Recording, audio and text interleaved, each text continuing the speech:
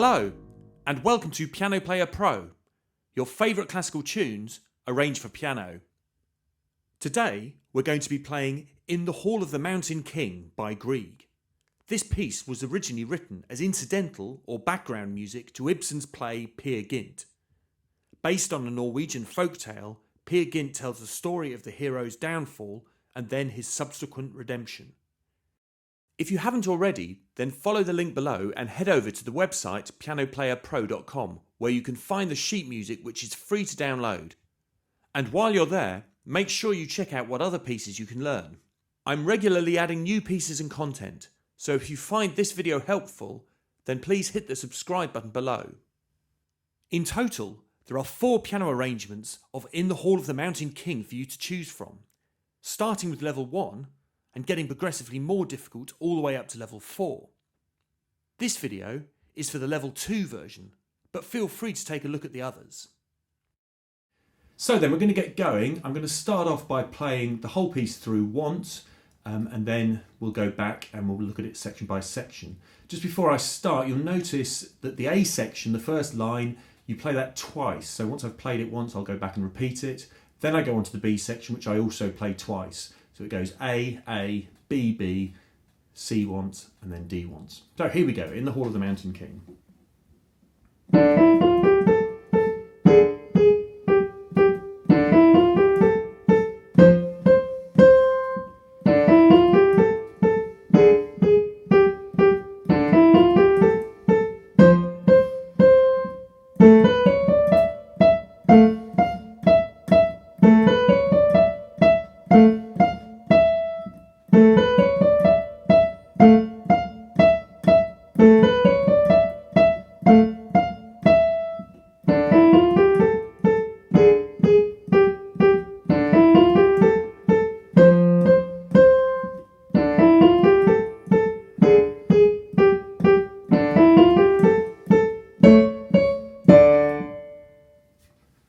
Okay, so that's the whole piece through once. Now we're going to look at it section by section, starting, of course, with section A. So section A begins, I'm going to look at the right-hand part first, then the left-hand part, and then we'll put the two parts together. So section A begins with your thumb on the D, and you're going to run straight up, 1, 2, 3, 4, 5. So 5 quavers or 4 quavers and then a crotchet. And you want that to be as smooth as possible. So if you keep your fingers slightly curled, you get a nice smooth run up. So you might want to practice that just to try and get that nice and even. And then once you've done that, you play the A twice, you come down and you play the G sharp. So that's the black note there, which you're going to play with your 4th finger. And then your 4th finger is going to come down and play the G. So A, G sharp, G. Then you go back to the thumb and you run up again. So from the beginning you've got this. So remember those crotchets are nice and slow. 1, 2, 3, 4. The quavers are quick and then slower on the crotchets. When you run up the second time, you've got this thing called a finger switch. So this is bars 3 and 4. The A, this time you play the A twice and you move from the little finger to the thumb. And you do that so you've got enough fingers left to play the C in a minute. So you go da, da, da, da, da, jump. And you've got to practice that jump to get that as clean as possible. So you might just want to practice that. And then nice and strong on the top C, which finishes with a minim, so hold that for 2 beats. So the whole of the first section with the right hand goes like this.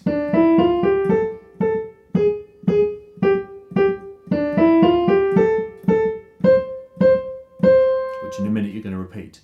The left hand part is mostly just the note D, so I'm going to play that with my little finger, D, and then there's 3 beats worth of rest. So a crotchet rest, a 1 beat rest, and a 2 beat rest, the minim rest. So rest, rest, rest, rest, rest, rest, rest, rest, rest, then up to the F. So watch out for that note changing on the 4th time you play it. So the 2 together, the easiest way to do this is to think about what notes you play in the tune and how they coincide with the notes in the left-hand part. So they start together. The next time is that G sharp, together, then back on the D, finger switch, and then when you move up to the C, with your middle finger, you also go to the F with your middle finger. So just get used, very, very slowly coordinating those two things together, and then hopefully you can get it a little bit more fluently.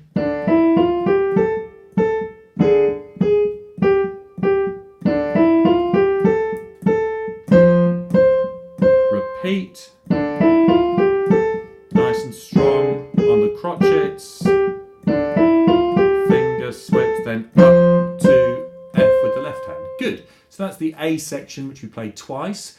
Your hand is actually already up here, so you've just played C, C, C, so your thumb is already over the A, which is where it needs to be for the next line. So the B section begins with another of these runs up, so you started here, but this time you're starting with your thumb on the A, going straight up like that, except you'll notice the third note isn't a C, it's a C sharp.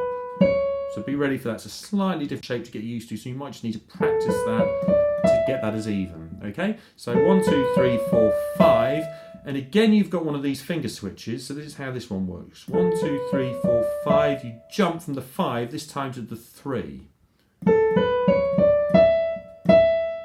And that gives you some fingers left over to play the F, F, E, E.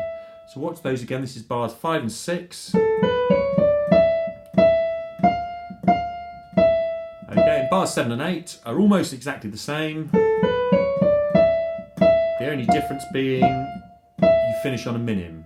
Okay, so bars 5 and 6 it's F, F, E, E, and then bar 8 is F, F, just one E held for a minim. So a very, very subtle change, but just watch out for it. Okay, and then the left hand is now playing the A, so you started with D and F, so your thumb should be ready to play the A, and you're just going to play that 4 times. 3 rests, and 2, 3, 4, 2, 3, 4, 2, 3, 4. Okay, and then of course you play that another 4 times when you do the repeat. So together, both hands are playing an A, both hands are starting with a thumb, so it should sound like this. Finger switch, up to the F, back again, thumbs on A, and then you repeat.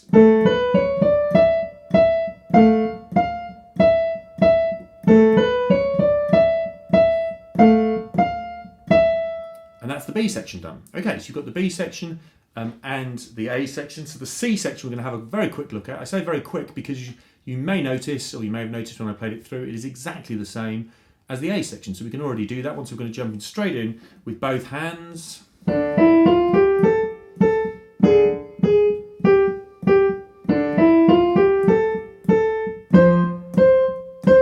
Just play the C section once, you don't repeat it because the D section is effectively the repeat of the C section, but there's a change at the end. So the D section starts the same. This is all exactly the same.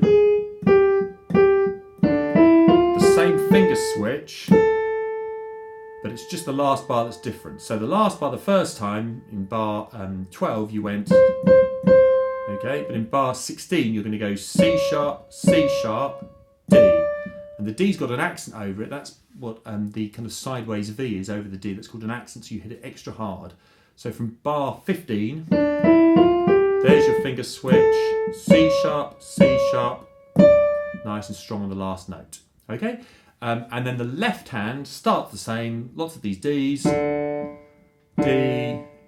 D, and then to finish with, you've got 2 notes, the A and then back to the D. And again, it's got an accent on it, so even though it's with your little finger, you want to play that as strongly as you can. Careful not to hit wrong notes when you smudge it, but try and get it really precise but strong. So together, let's do bars 13, 14, 15, 16, the D section.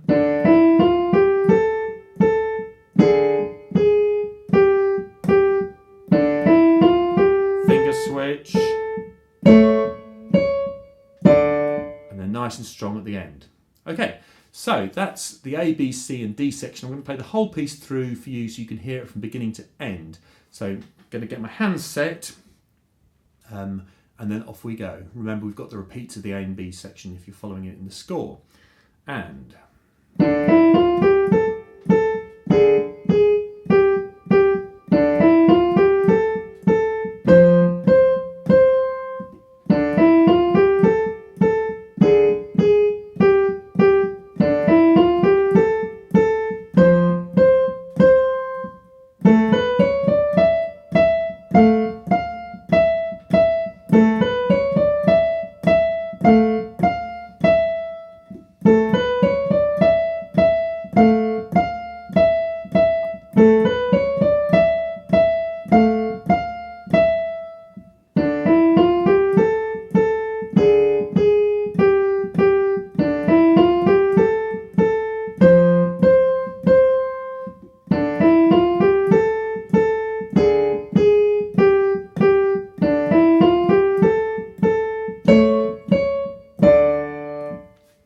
Okay, so that's the piece all the way through from beginning to end. If you listen to the original, which is for full orchestra, you hear that tune that I've just played to you, played 3 times through, and each time it's repeated, it gets faster and faster and gets higher and higher. So it starts on bassoons and double basses, ends up on violins, flutes, piccolos. So I'm going to have a go, and I'm just going to show you. You can play it really quite quick. The key to playing it quick is practicing it very slowly. So if you practice it slowly, you get your finger switches really neat. You get your fingers so you know exactly which fingers are doing where. Once you've practiced it slowly, you can kind of then speed it up bit by bit. So I'm going to keep the left hand where it was, down here. I've moved the right hand up an octave, which means that for a fair bit of this piece, it's going to disappear off the end of the screen there, so apologies for that. But here, it goes a little bit quicker, and let's see how we go. So something like this.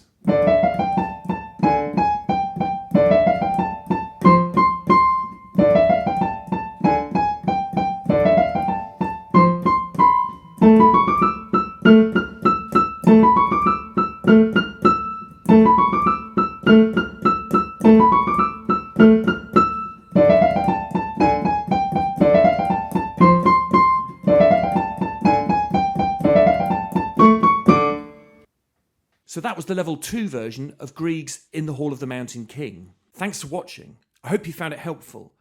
If you have, then please hit the subscribe button below, as there's new pieces for you to learn coming out all the time. And remember, the music for all of them is free to download from the website pianoplayerpro.com.